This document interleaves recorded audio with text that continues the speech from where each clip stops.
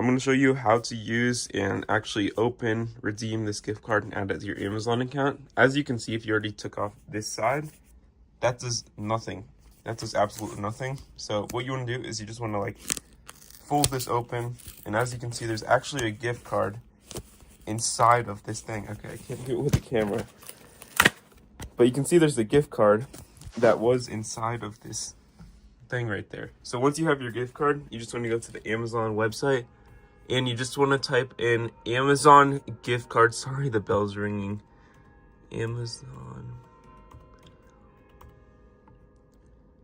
gift card, like so. When you type this in, you can type in redeem, and as you can see, the option of this will come up, and you basically just want to click on redeem, and you can check your balance to redeem it.